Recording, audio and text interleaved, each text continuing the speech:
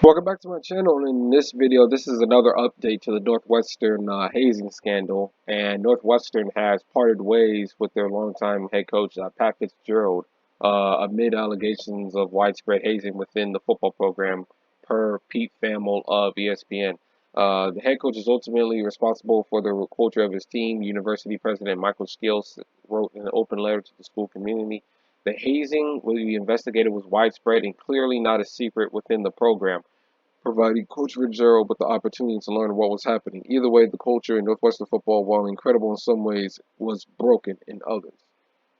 So, and if you go back to the videos that I did covering when the allegations first brought out, the school and the law firm that they hired to do the investigation of the scandal said that there was evidence to corroborate the allegations regarding the sexual harassment of the players, and in some cases the racial tension with the players in terms of like racial stereotypes,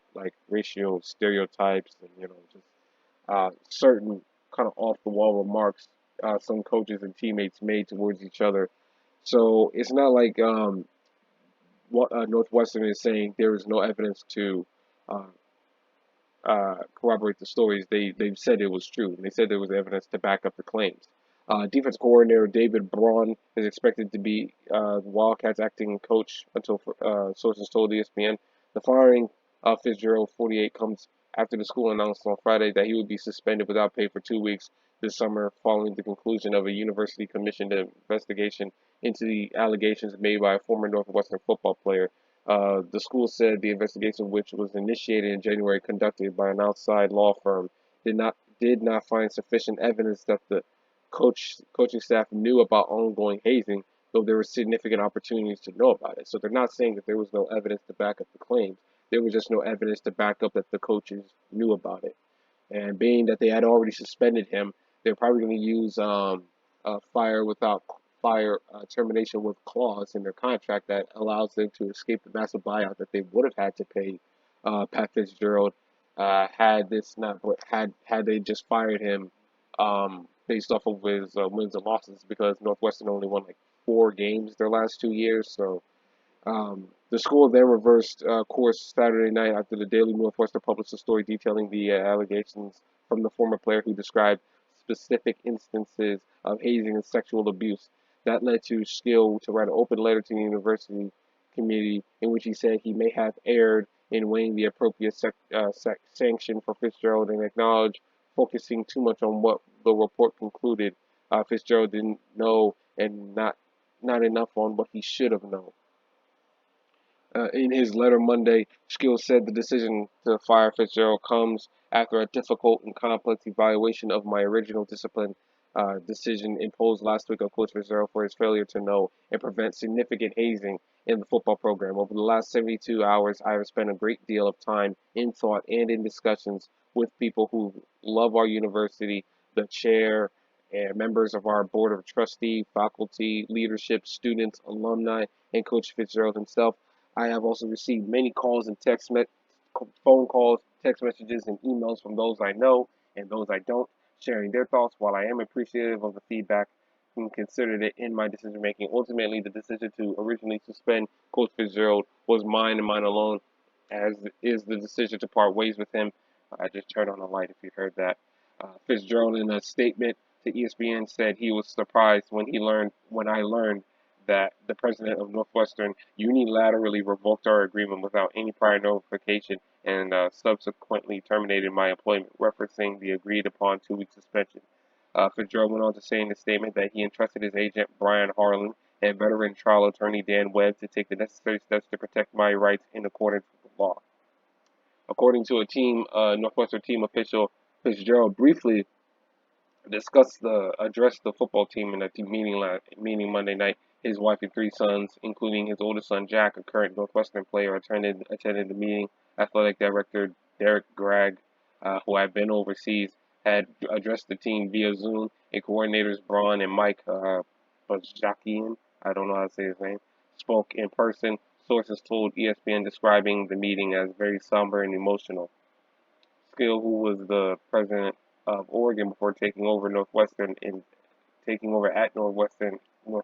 September last year, said in his letter Monday that the report from Arndt Fox-Skiff will remain confidential, but he wrote that during the investigation, 11 current or former players acknowledged hazing within the program. So not just former players, current players as well. That's that kind of adds more fuel to the fire. The hazing include forced participation, nudity, and sexual acts of a degrading nature in clear violation of Northwestern policies and values, Skill wrote. The former player whose allegations prompted the investigation said Monday in a statement, "For me, this has always been about physical for me, this has always been about the physical and mental safety of student athletes. There is still progress to be made in athletics across the country. Today is a move in that direction. I am appreciative of those that reviewed the facts and have been presented.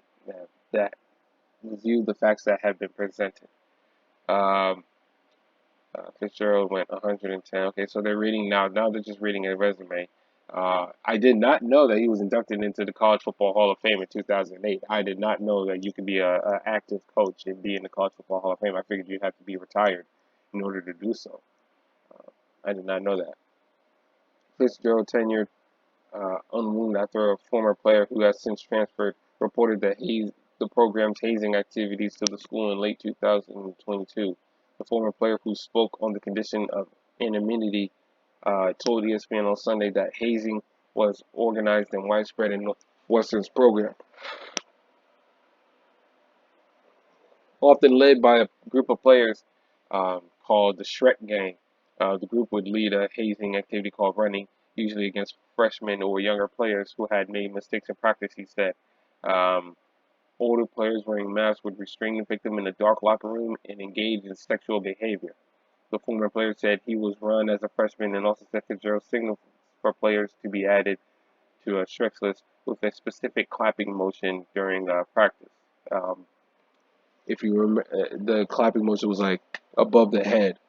He would clap his hands above the head. That's the specific motion that they're talking about.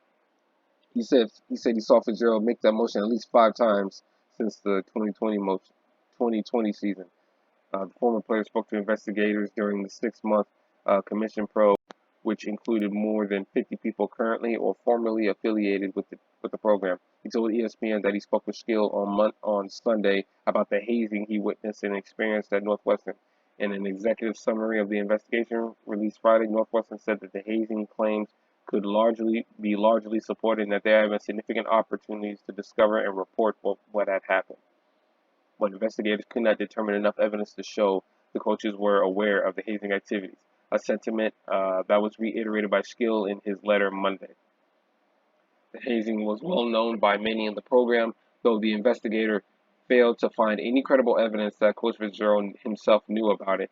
Skill wrote in his open letter, as the entire 6-month independent investigation was confidential, I only I only recently learned many of the details, including the complaint's identity.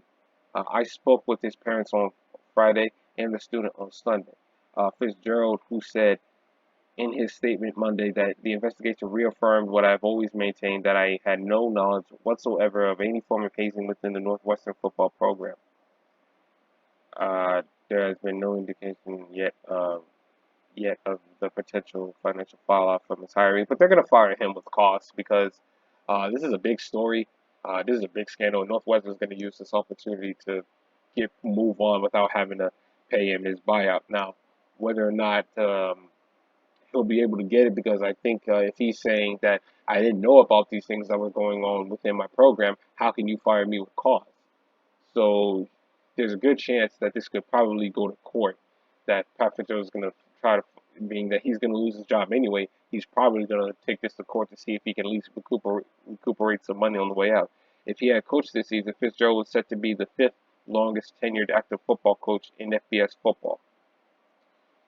Then it talks about the defense coordinator, Mr. Braun, who was hired to Northwestern from North Dakota State, where he was the FCS coordinator of the year in 2021. He's entering his first season with the program, which is coming off a 1-11 record, the team's worst since it went winless in 1989. The Wildcats open the season September 3rd at Rutgers. I think I might keep my eye on Northwestern to see how the team responds to everything that's going down. But yeah, I said it in my first video covering this that if Pat Fitzgerald knew about this, then he needs to be fired immediately and not be allowed to coach any sports team again with involving young adolescent men. But if he didn't know, it would still make him look incompetent as a coach because you're the guy in charge. You you're the guy in charge. The coordinators report to you, the players report to you, the staff reports to you, and if you didn't know about this, that makes you look incompetent. Um, as the football coach. Now, granted, you're not going to know what's going on with every single player on your team because a college football roster, especially in the Power Five, is so expansive. There's like what 80 something college football players on a roster. That's going to be hard for you to know every single detail of what's going on. But when it comes to something like this, and the university themselves said that there were opportunities for you to investigate and report what was going on. Um, yeah, this is just not a good look for Pat Fitzgerald as a coach, and this kind of is going to damage his reputation because before this, he was one of the most respected college football one of the most respected head coaches in college football, and his career took a indignant has taken a turn for the worse and ended had an indignant ending to it.